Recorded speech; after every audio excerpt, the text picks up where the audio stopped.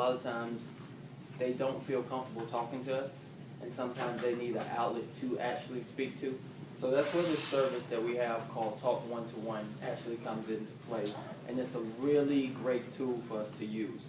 Now, some of the issues can range from actual personal problems to domestic issues to whatever you may think an individual needs counseling on. A lot of times, if you feel like a student needs help, you can actually refer them to Talk One-to-One and actually sit down and make the actual phone call for them. That's what I'll do a lot of times. I will actually sit down and dial this number and actually make them talk to the people. A lot of our students have a lot of pride, and they don't want to be labeled as someone who needs help and they need trouble. They need help and that they're in trouble, but the way that it goes, a lot of us need help sometimes when we're in a bad situation, and we know the type of students that we have here. And a lot of times they try to take on problems that's bigger than themselves, and they get overwhelmed, and then they quit school. But sometimes all they need is that one phone conversation, or maybe a series of phone conversations to kind of help them get over it.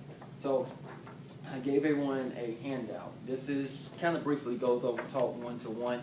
I want this to be really informal, so if you have any questions or any, I guess, example of students who could possibly benefit from this service, just ask me, and then I can kind of give you the feedback that I've got. And I've also called them personally and talked to them. So if you actually have a student and you have a situation that you believe that they may benefit from, but you don't want to put them on the spot yet, you can kind of call and talk to them, and they can kind of give you personal advice. So if we could, let's just go over this real quick. What is Talk One-to-One? Basically, Talk One-to-One is a resource for confidential, convenient, and 24-hour support through a number of problems that's challenging for health and well-being.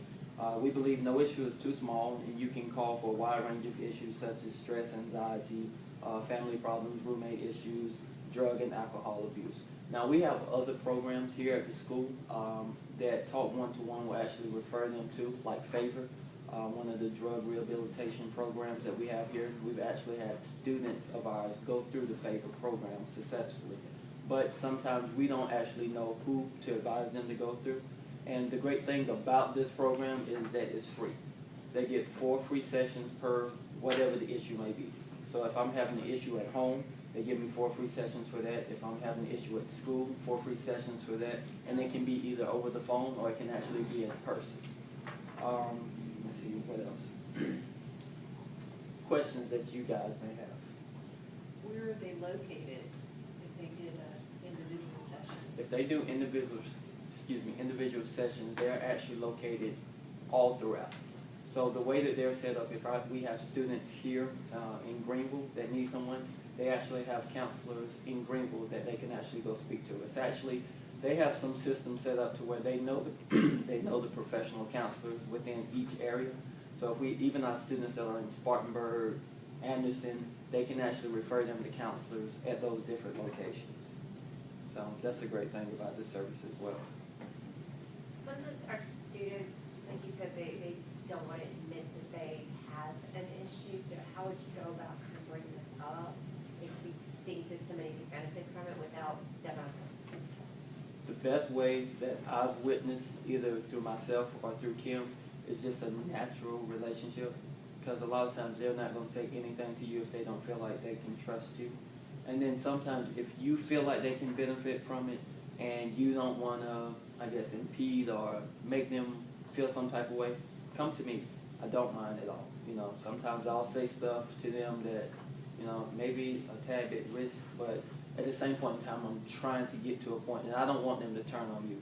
I'd rather them to be like, well, Ryan, that's your job, as opposed to, you know, my teacher is all in my business, you know, how they get defensive, that type of thing. So if you have an issue and you don't feel comfortable talking to them, you can come to myself. Kim will actually talk to them still as well, because a lot of our students have great relationships with Dr. Small still. Any other questions? What I have, and I gave each one of you one, is actually one of these cards. And what I do in the Pro D classes, I start with Pro D, and I actually let them know about the services, and I'll give them a card. So even if you, let's say at the beginning of the month, you kind of experience and you realize that you have students that have issues, if you want one of these cards and you want to just hand them out to all your students, just kind of, you know, just in case you guys need it, you can have one of these, then definitely come by my office and I'll give you a stack of these cards and feel free to distribute them however you need to.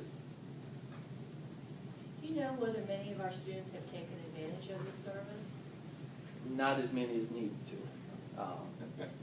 Honest to God, truth, it's the students that have love it, and they never come back to me and say, why did you make me do that? But there are a lot of students who I've given this card. We sat down and we talked, and it's like, okay, if you come in here a third time, then I'm gonna make you call myself. But some of these students will not step out on their ledge and seek the help that they need.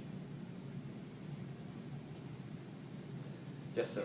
Since I've been here, most of the students that I've talked with that come to me with problems, they're really concerned about employment, for example. So should I steer them towards the career center, or both, or? When you say employment, is it just seeking a job, or? Well, filling out resumes, seeking jobs. Mr. Potts, do you have any leads? I get a lot of that right before the class starts. Right. For example. Our career service department is really great with working on them. Also, just if you do have a question or if they have a question, sometimes you can send them to me. Sometimes I'll hear things that maybe our career service department hasn't heard, and I try to work with them a lot one-on-one, but like, for example, some of our students that work in other fields, they still reach back out to me, like Jason Evans, who's over the hotel management. He reaches out to me all the time and says, hey Ryan, I have housekeeping people, or I need a bus driver for my hotel. Things that, it can be small jobs, things that they're not even think of, but it's something that can happen right then and there. So if you have questions or concerns job-wise, definitely send them to career service first, but then you can also refer them to me and I'll see what I know.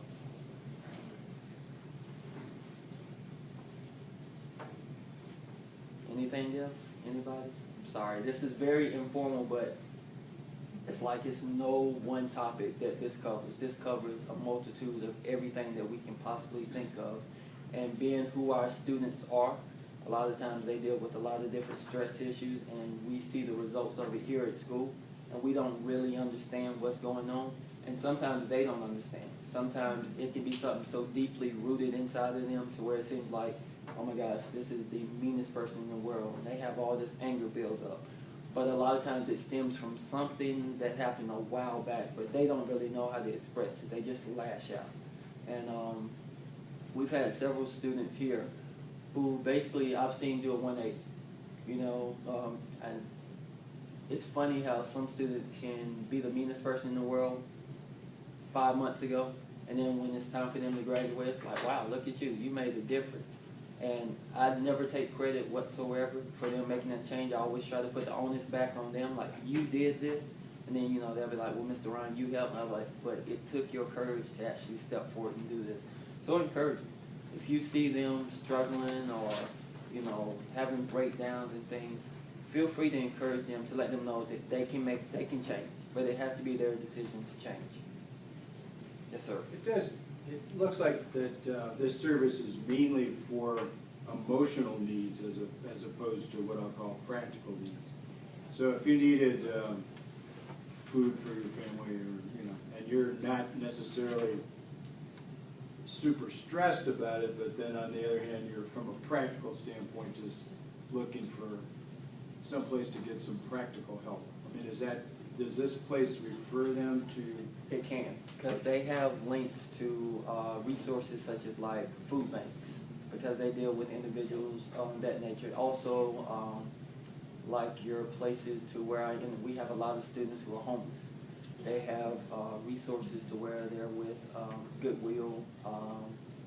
They work with United Way. They also work with the Salvation Army, all those places. So even though this seems more, I guess, emotional based, the resources that they have, just speaking to one of their representatives, extends far beyond what I can grasp, because their database, the way it's set up, is set up to where, okay, I understand, and these are professionals, they're like, I understand that, you're stressed out, you have anxiety, but that anxiety is caused by you and your family lacking this. So let me refer you to A, B, and C. Is this actually set up by EDMC or? It is. It is, so it's actually part of our It company? is, it's free for them, so don't let them freak out and be like, oh my God. No, I can't know pay. that, but, are we just one of the clients of this? In other words, are there other? All the EDMC schools, to my knowledge, Okay. are up under But you this think program. this whole thing is just for EDMC? I know it's partnered through EDMC, but I'm not sure if it spreads beyond EDMC. Yeah, I understand. Yeah. Could be that Could be EDMC something. was one client that they contracted with. Right. Every community has providers, preferred providers out here somewhere, and they may talk to one person this time and somebody else the next time, or? No, the initial call would be like an intake person, but then they'll set them up with pretty much the same person. So let's say if Becky calls and she having anxiety problems, and what they'll do is they'll take her name down in the database and everything, and then the person that she's gonna meet with, they'll call her back within 24 hours, and then that'll be her contact person. Any more questions? If something arises and comes up and you have a question following this, definitely reach out to me and let me know. And like I said, I do not mind whatsoever sitting down one-on-one with the student, actually just getting a feel for them, seeing how they do.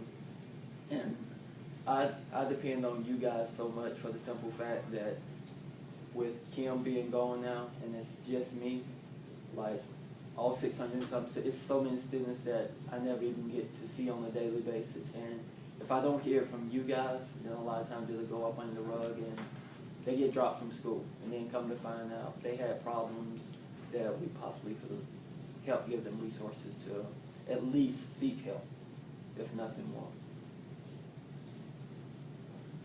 Okay? Yes, ma'am. And I want to compliment Ryan. I've worked with him several times with students, but one particular situation recently where I just was at a loss what to do. I walked the student over to his office and sat there while he worked with the student, and he's amazing. We should have more of him. Thank you. But that's all I have for you guys, and like I said, feel free to come and talk to me one-on-one or send a student to me. Yeah, gas money is a big deal. I mean, if they called and said they didn't have gas money, what would you? I don't honestly think that they can help them out. What they would honestly do is try to see what their employment situation is like, and then also trying to see, some of our students, what I've come to realize is that they have issues budgeting. They don't know how to budget their finances. And what they'll do actually, they'll set them up with someone, kind of like a financial advisor almost, to talk to them on that sense.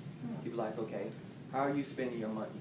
And they'll actually break it down to them to where they, oh, okay, well, you can cut out Starbucks 6 times a week, or getting your nails done. It's small things. And like, I can sit there and be like, well, I could have told you that, but sometimes it takes, some complete stranger to sit up there and show our kids exactly what's going on. So yeah, gas money is something big, and I tell them all the time, I cannot help you out with gas money, but let's talk about everything else. That's it? All right, thank y'all. Thank you. Speaking of